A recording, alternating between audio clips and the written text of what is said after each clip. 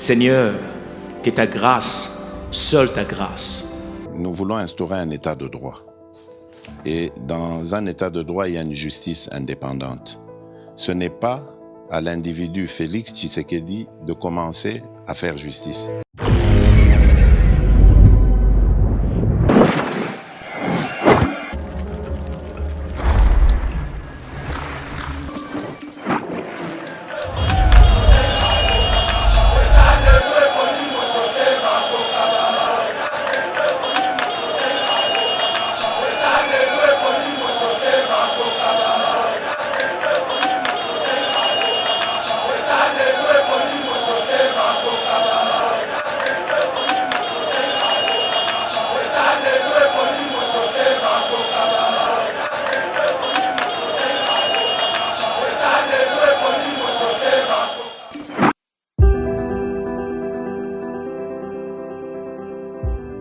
Olingi ou visiter Royaume-Uni, topé ofanda kana Royaume-Uni mais ozana posa ya ko voyager libanda.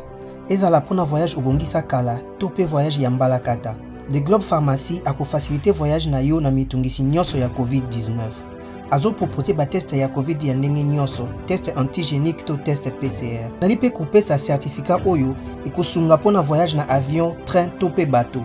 The Globe Pharmacy azo sunga bandeko oyo bafanda kana Royaume-Uni ozala vacciné to non vacciné.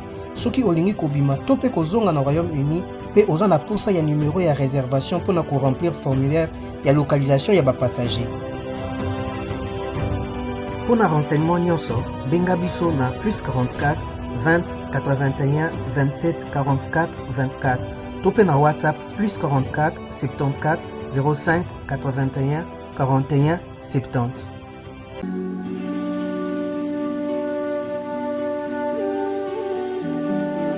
La lutte contre le réchauffement climatique, comment s'y prendre? Le réchauffement climatique contre lequel nous, la société DK Innovative, milite implique tous les impacts de la vie humaine. Nous, DK Innovative, avons mis en place un projet pour rapprocher l'agriculture de la protection de l'environnement et de l'écosystème. L'agroforesterie, pas d'agriculture sans reboisement, se situant au Congo central, s'étendant sur une surface de 900 hectares, par lesquels 530 hectares de forêt et 330 hectares de savane. Le concept est innovant car il agit sur 3 fronts à la fois, afin de permettre un développement rural mais surtout durable. Pour ce faire, la société DK Innovative et la fondation DK Innovatique, à travers ce concept, se sont engagés à planter en moyenne 180 hectares par an sur une période de 5 ans de plantes en combinaison cacao, bananier, acacia, arachide, maïs et autres. Dans le souci d'accompagner la vision du chef de l'État Félix-Antoine Tshisekedi Tshilombo de planter d'ici 2023 plus d'1 million d'arbres. Plusieurs formations organisées par la société DK Innovative dans le milieu rural pour la sensibilisation de ces derniers, ainsi que plusieurs conférences scientifiques sur le réchauffement climatique. La société DK Innovative fait appel à tous les organismes nationaux et internationaux de lui tenir main forte afin de vaincre ensemble ces fléaux qui rongent toute la planète, qui est le réchauffement climatique.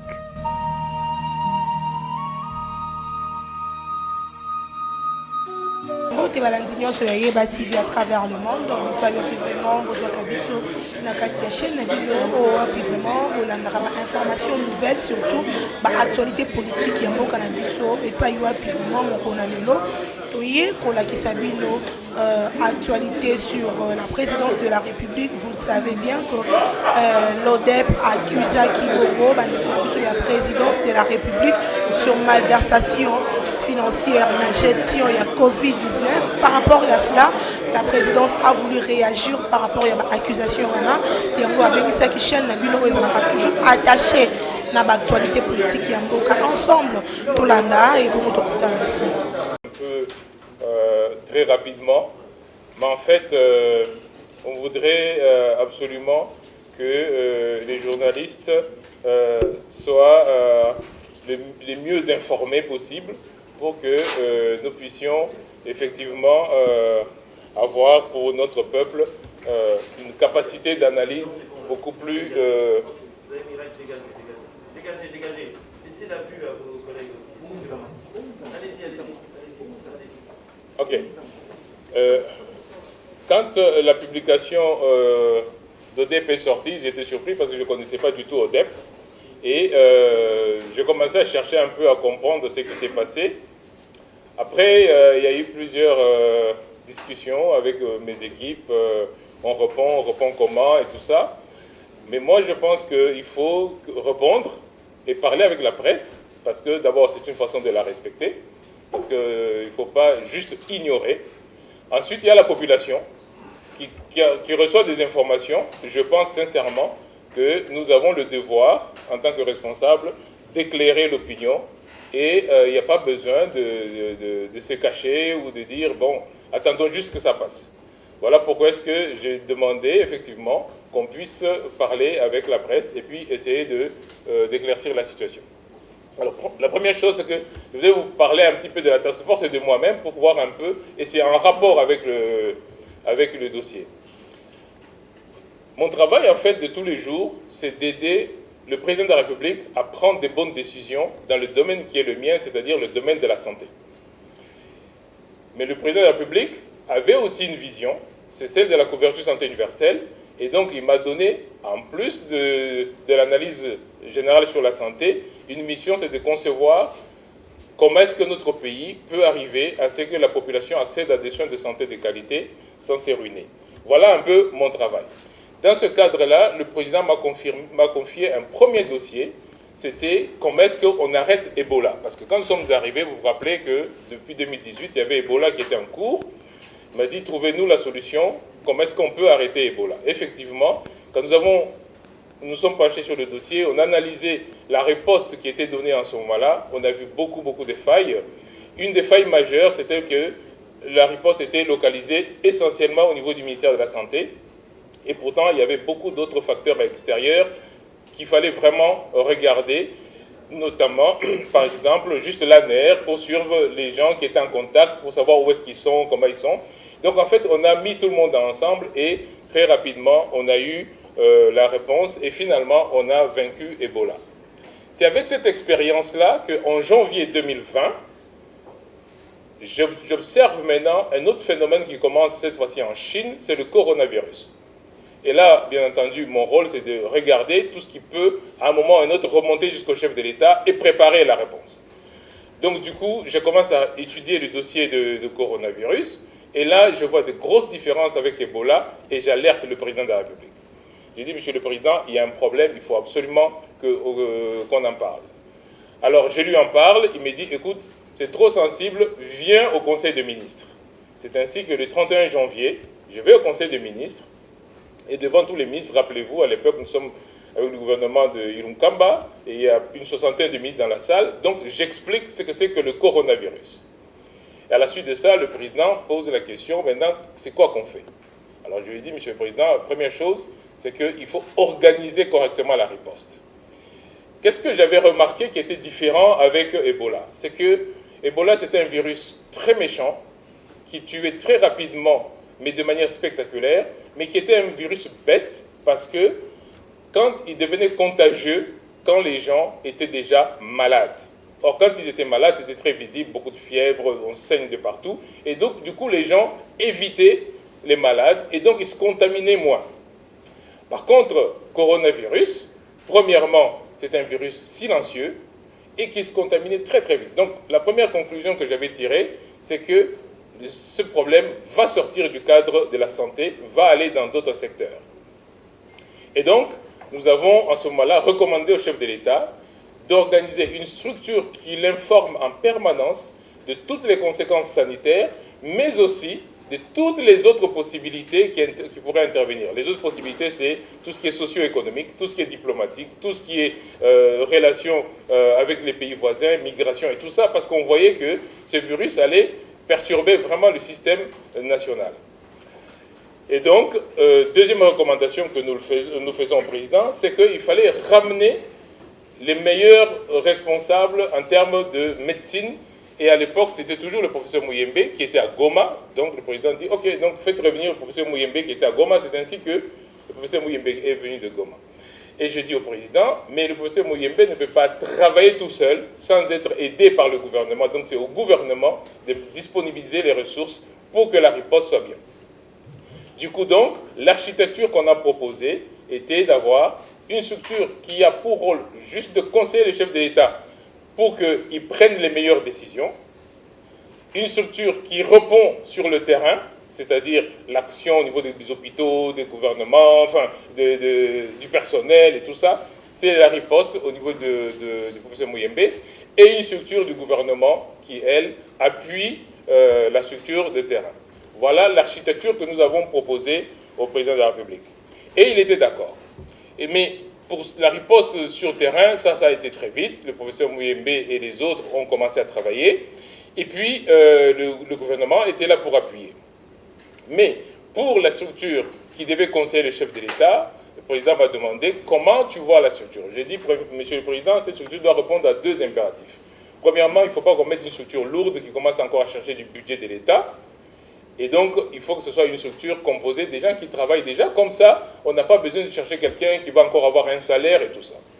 Et deuxièmement, il faut que ce soit une structure ad hoc, c'est-à-dire une structure qui n'a pas de personnalité civile, qui n'a pas d'engagement à faire. Elle est là pour vous conseiller, domaine par domaine, pour que la réponse soit bonne. Et donc, le 2 mai, le président décide de prendre une ordonnance pour créer la structure, et ça s'appelle la Task Force présidentielle. Et donc nous avons commencé à travailler avec cette ordonnance du président de la République que je vais vous montrer, mais que vous pouvez trouver dans le journal officiel parce qu'elle est publiée, mais je vais vous la montrer. Et donc nous avons commencé à travailler et à faire des recommandations au président de la République. Au mois de juin 2020, nous avons fait une recommandation pour dire, Monsieur le Président, il faut un audit technique, organisationnel et financier. C'est donc la Task Force qui a demandé l'audit. Parce qu'on savait que le FMI allait nous aider pour le budget, parce que notre budget n'était pas suffisant, mais on savait aussi qu'il y avait des fonds Covid qu'il fallait surveiller. Et donc la Task Force a demandé l'audit. Ça, c'était au mois de juin, une des choses que nous avons faites. Une autre des choses que nous avons faites qui est importante, c'est que nous avons conçu le programme multisectoriel d'urgence pour atténuer l'impact de Covid, lequel programme est d'ailleurs aujourd'hui repris dans le budget de l'État. Arrivé en mars 2021, donc il y a quelques mois, on se rend compte qu'il y a beaucoup de bruit par rapport au Covid voyage. La Task Force, encore une fois, fait une recommandation pour dire qu'il faut auditer les finances. Auditer les finances dans notre pays, c'est d'ailleurs envoyer l'IGF. Comme nous avions demandé déjà au mois de juin 2020, nous avons redemandé encore. C'est pour montrer quel est le positionnement de la Task Force et quel est son rôle. Pourquoi j'ai dit que c'est une structure ad hoc? Ça veut dire que nous n'engageons rien. Nous n'engageons aucun crédit, aucun fonds. Nous n'engageons rien. Et d'ailleurs, je l'ai dit dans le tweet que j'avais fait le lendemain de la publication de l'ODEP, nous n'avons même pas un compte. La Task Force n'a pas de compte. Tout ce que je vous dis, vous pouvez le vérifier, mais on a les documents pour vous les donner. Donc voilà à peu près le contexte dans lequel, quand je vois le rapport de l'ODEP, j'étais surpris, j'ai dit, ah bon, nous avons participé à surfacturer des marchés. Alors, je suis parti regarder, c'est pour ça qu'on a pris un peu de temps, parce qu'on s'est dit qu'on regarde le dossier. On va parler aux gens, on ne va pas parler aux gens de manière légère, qu'on regarde le dossier, qu'est-ce qu'il contient. Alors le dossier contient quoi? Le dossier contient quelque chose de terrible parce qu'on dit la Task Force a signé avec Pharmakina un contrat de livraison des médicaments et puis 2 jours après, ils ont surfacturé. Alors, on est allé voir qu'est-ce qui s'est passé. Pharmakina a livré au gouvernement au mois de mars des médicaments d'hydroxychloroquine. Le gouvernement a payé une partie, selon l'entente qu'ils ont eue avec Pharmakina, mais le gouvernement n'a pas payé une deuxième partie, selon Pharmakina. Alors les dates sont très importantes, parce que Jeune Afrique parle de mars et ODEP parle d'avril. Alors, première chose que vous devez juste remarquer, c'est que, si vous avez écouté mon récit avant, j'ai dit que le président de la République a pris l'ordonnance de création de la task force le 2 mai. Donc, quand il y avait ces contrats, quand il y avait ces livraisons de médicaments, la task force n'existait pas encore. Comment est-ce qu'une structure qui n'existe pas aurait pu signer un contrat, aurait pu surfacturer, aurait pu s'entendre avec Pharmakina? Je répète encore, et j'ai l'ordonnance, je peux vous la montrer. Ça, c'est l'ordonnance présidentielle créant la task force. Elle date du 2 mai. De toute façon, elle est dans le journal officiel.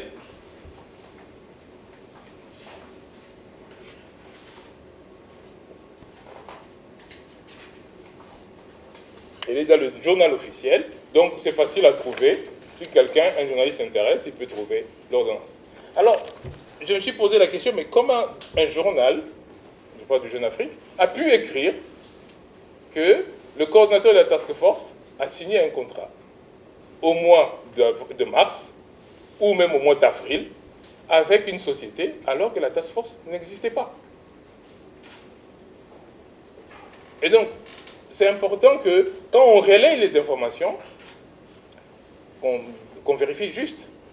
Ils seraient juste venus ici me poser la question. Je leur aurais dit, bah, écoutez, regardez, vous n'existez même pas encore.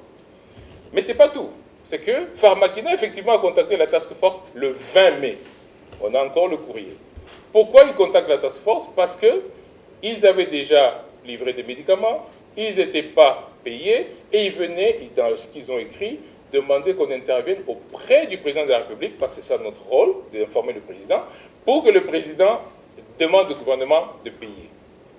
Je peux vous assurer qu'au mois d'août, Pharmakina, comme il n'y a pas eu de réponse, Pharmakina nous a encore écrit, tout ça est ici, pour dire, nous attendons toujours, nous ne sommes toujours pas payés. Donc, nous avons là un cas qui est publié, qui dit que voici ce que la task force a fait, alors que la task force n'existait même pas encore. Très important de considérer que c'était juste ouvert ici. Ce n'était pas compliqué. Alors, on s'est dit, mais ils ont quand même dit, c'est la Cour de compte qui l'a dit. Donc, les avocats sont partis voir la Cour de compte et disaient, mais comment vous avez pu faire ça? La Cour de compte dit, mais nous, on ne l'a pas cité.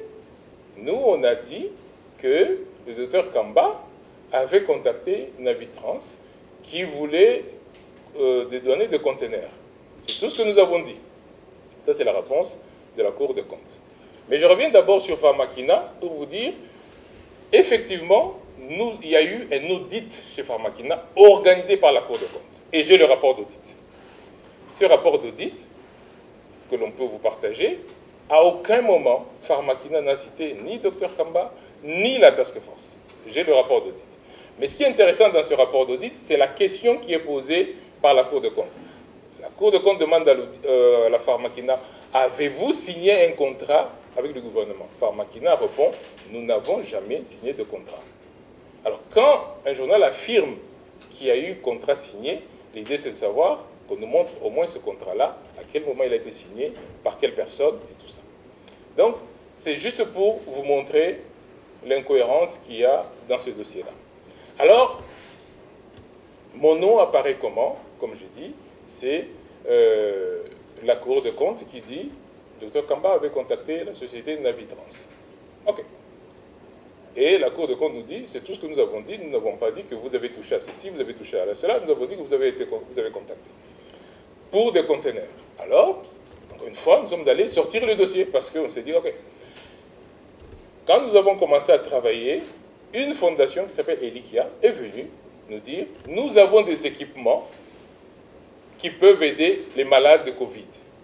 Nous voulons faire un don à la présidence de la République.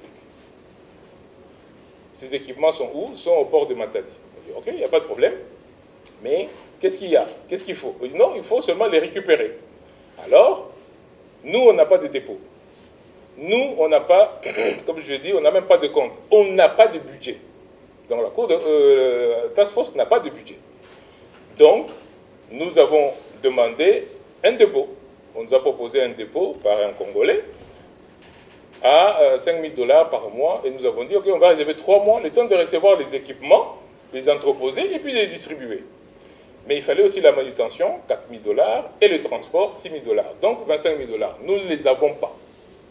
Donc nous avons demandé au ministre des Finances, est-ce que vous pouvez louer pour nous, à hauteur de 15 000 $, un dépôt pour déposer les équipements qui sont un don fait par une fondation qui s'appelle Elikia à la présidence de la République.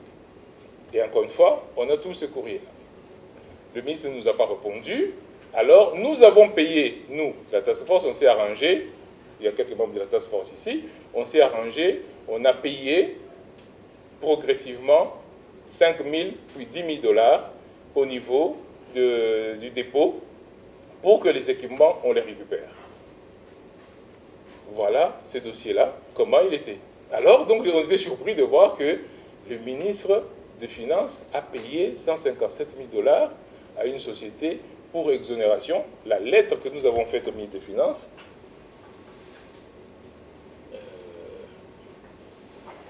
c'est ça.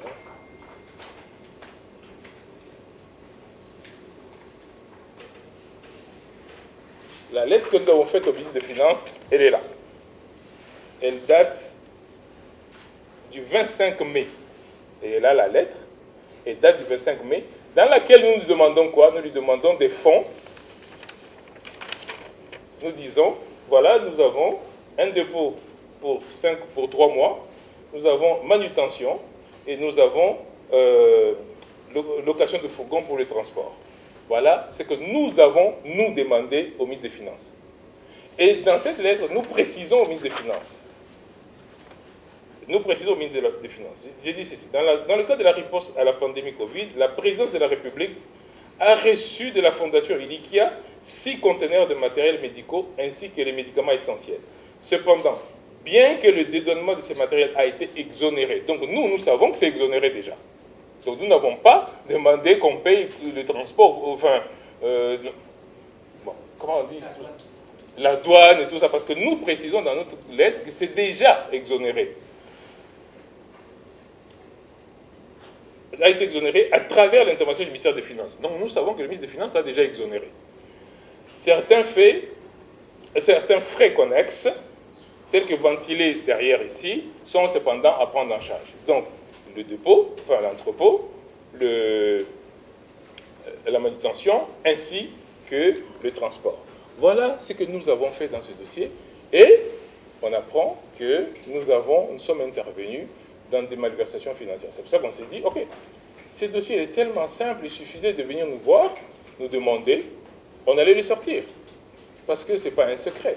Et donc, voilà à peu près ce qui est dit dans ce dossier.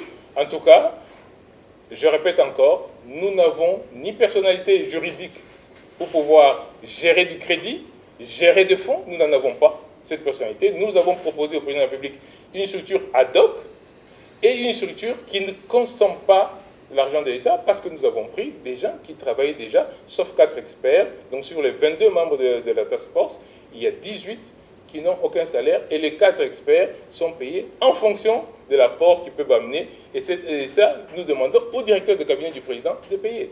Donc voilà la situation. Alors quand on se réveille un matin, on voit qu'on est impliqué dans la surfacturation, qu'on est impliqué dans la manipulation des contrats. On dit comment on peut contracter sans être capable de contracter parce que nous n'avons pas les moyens de contracter. Voilà à peu près le résumé que je pouvais vous faire. Et éventuellement, s'il y a des choses à éclaircir, nous sommes prêts encore à éclaircir. Merci beaucoup. Ce n'est pas plus simple de donner les preuves de ce que vous avez payé. Ben oui, mais nous avons les preuves. Sauf que, jusqu'à ce qu'on parle, nous, on ne savait pas qu'il fallait donner des preuves à quelqu'un. Nous avons les preuves de ce que nous avons payé pour la location de la salle, du dépôt. Parce que c'est ça qu'on a demandé. On n'a pas... je vous ai dit ce que nous avons dépensé. Je vous ai dit qu'on avait demandé 25 000 $ pour l'entreposage et nous avons les preuves. On va vous les donner si vous voulez. Mais avant, on ne savait pas à qui les donner. Nous, quand on nous a accusés, c'était le 29. Et donc nous, on ne savait pas qu'on devait donner ces preuves à quelqu'un. Nous avons fait les choses correctement. Mais, et puis, encore une fois, je répète, c'est l'argent que nous avons payé et le ministère n'a pas donné l'argent. Donc, que ce soit clair. Ça, c'est premièrement. Deuxièmement, qu'est-ce qu'on va faire des recommandations de la Cour de compte? La Cour de compte, à aucun moment, n'a recommandé quoi que ce soit par rapport à la task force. Donc, nous n'avons pas à dire, voilà ce que nous devons faire. Nous, on n'a pas dit que la Cour de compte a dit ceci de mal et nous devons absolument faire ceci. La Cour de compte n'a pas fait de recommandations. Et la Cour de compte, je vous rappelle encore, que quand les avocats ont vu la Cour de compte, ils ont dit, mais qu'est-ce que le docteur Kamba vient faire là-dedans? Nous, on l'a cité une seule fois en disant qu'il l'avait contacté, on ne l'a pas accusé de quoi que ce soit. Mais cependant, la Cour de compte a fait des recommandations au gouvernement et le gouvernement doit respecter les recommandations de la Cour de compte. Moi, je ne vois pas pourquoi est-ce que ce ne serait pas respecté. Il faut les respecter. Donc, moi, j'adhère tout à fait au fait que s'il y a eu des recommandations qui doivent être faites pour améliorer les dépenses, l'argent de l'État, il faut absolument respecter ça. Alors, pourquoi la présidence est toujours la défensive? Moi, je vous dis, je crois que beaucoup de journalistes me voient pour la première fois. Moi, je ne suis jamais dans les médias. J'ai communiqué très peu par rapport à Covid. Donc, on n'est pas là en train de nous défendre ou dire quoi que ce soit. Là, je viens parce que j'ai dit, comme au départ, si on ne respecte pas les journalistes, c'est-à-dire que quelqu'un écrit quelque chose, je peux juste dire, je me tais. Mais non, je pense que l'opinion doit savoir quand même. Je peux comprendre que quelque part, quelque chose ne marche pas. Mais à ce moment-là, on ne va pas dire tous mauvais, tous ceci, tous cela. Je dis, quand l'opinion a des inquiétudes, c'est quand même notre responsabilité de répondre. On ne peut pas dire, on ne dit plus rien parce que l'opinion va dire que nous sommes sur la défensive. Ben non. Comment auriez-vous pu savoir aujourd'hui que la task force n'existait pas au mois de mars quand on dit qu'elle avait signé le contrat, si je ne vous avais pas parlé? Mais pourquoi est-ce que je vous aurais parlé? Parce que la task force, son rôle, c'est de conseiller les chefs de l'État. Et je réponds donc à la dernière question. Notre rôle, ce n'est pas de gérer le budget de quoi que ce soit. Notre rôle, ce n'est pas de gérer les fonds Covid. Nous ne gérons pas les fonds Covid. Notre rôle, je vous rappelle encore, c'est une structure ad hoc, sans personnalité juridique. Notre rôle, c'est de dire au président de la République, Monsieur le Président, voici la bonne décision à prendre dans ce secteur en ce moment. C'est ça notre rôle. Maintenant, quand quelqu'un vient nous dire, écoutez, j'ai quelque chose à donner au président, j'ai un don.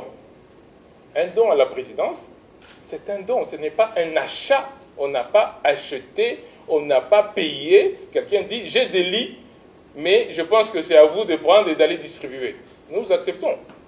On ne va pas dire, non, non, ne nous donnez pas parce qu'on va penser que c'est nous qui gérons. Non. Mais nous acceptons, nous faisons quoi après? Nous redonnons au ministère de la Santé qui a la charge des hôpitaux. C'est ça que nous on fait. Donc, on ne gère pas les fonds de l'État, pour les fonds de Covid.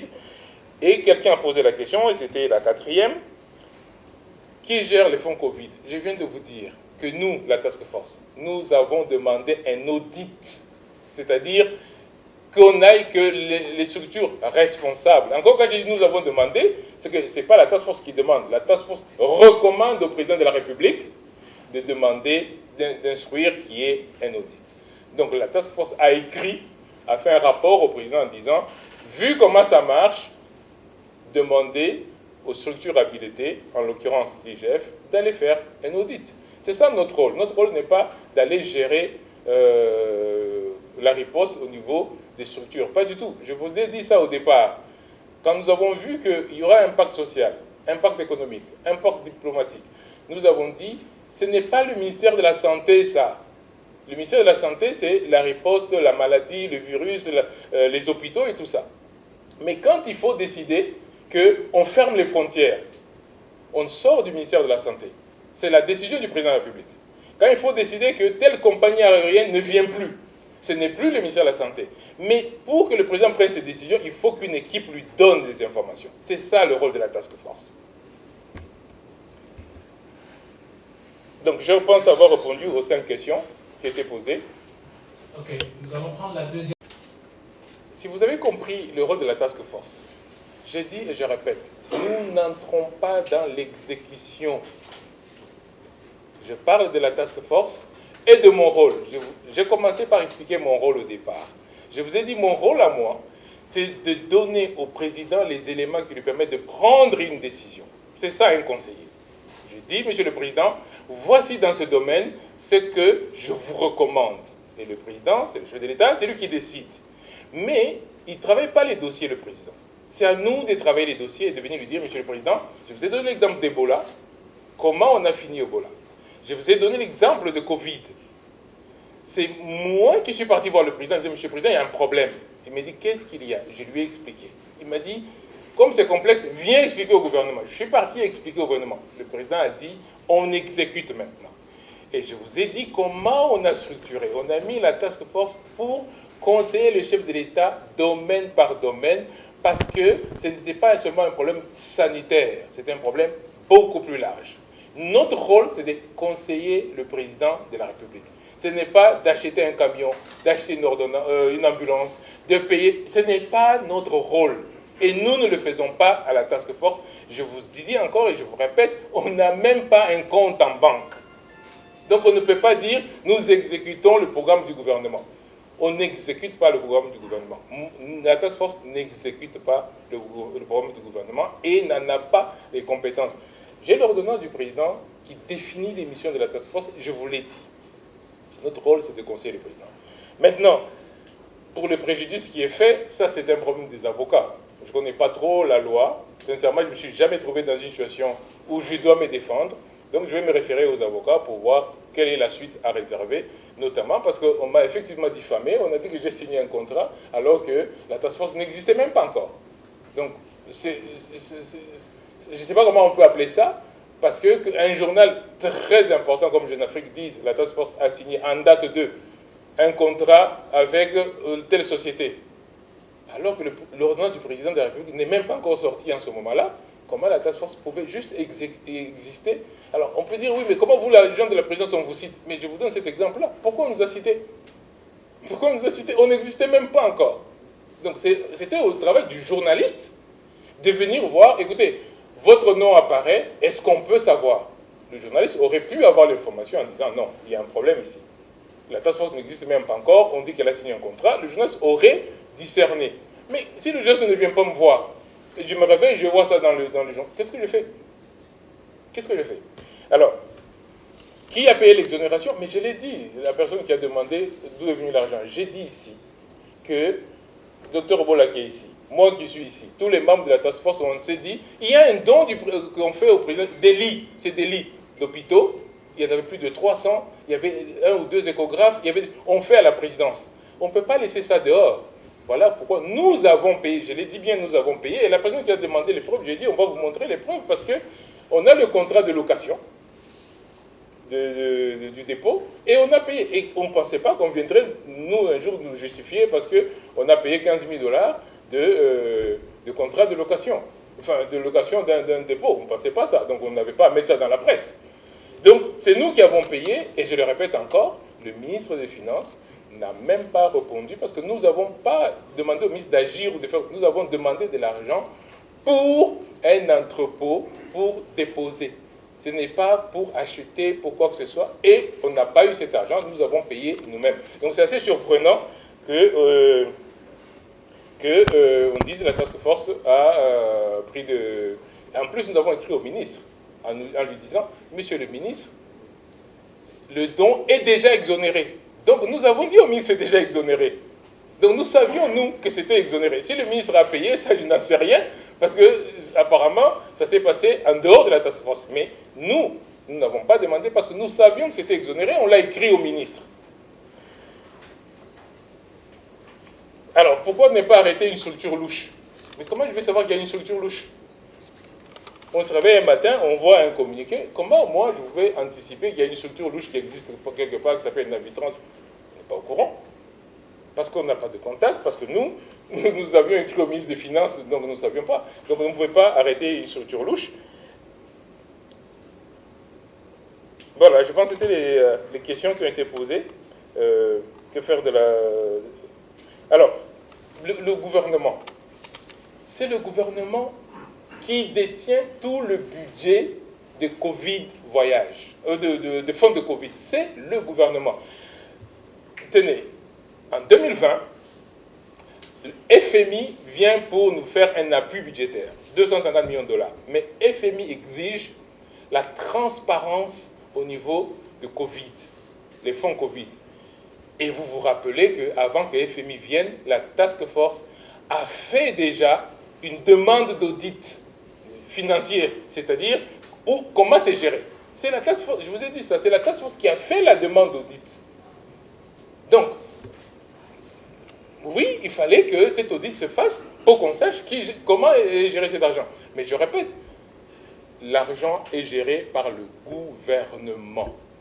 Pour passer un marché public, c'est le ministre. C'est le ministre qui passe un marché public. Il fait un appel d'offres ou il fait du gré à gré, mais c'est le ministre. Comment une structure qui n'a pas de personnalité juridique peut faire un marché? Nous, on ne peut pas faire de marché, on ne passe pas de marché, on ne peut pas influencer, on n'a pas de personnalité juridique, on n'existe pas en termes de crédit, de dépenses, de gestion de fonds. La task force n'existe pas. Très bien. Conférence de presse, c'est parce que premièrement, je pense qu'il faut respecter la population. Quand on lui donne une information, il faut qu'elle sache qu'est-ce qui se passe. On n'a pas juste à dire « je m'en fous, ça va passer ». Non, moi je ne suis pas dans cette philosophie-là. Moi je dis il faut quand même respecter la population. Respecter aussi la presse parce que c'est quand même la presse qui écrit, qui publie, elle a droit à la bonne information. Donc moi je pense que du côté de la presse cette fois-ci, ça ne coûte rien de faire un effort, de dire avant que je publie, je vais quand même voir ce qui est dit là, si ça correspond à quelque chose. Parce qu'un journaliste qui aurait juste fait ça, aurait remarqué cette grosse différence entre le fait qu'on dit qu'on a signé un contrat à un moment où on n'existe même pas encore. C'est tout ce que je peux dire. Merci beaucoup. Merci. Seigneur, que ta grâce, seule ta grâce. Nous voulons instaurer un état de droit. Et dans un état de droit, il y a une justice indépendante. Ce n'est pas à l'individu Félix Tshisekedi de commencer à faire justice.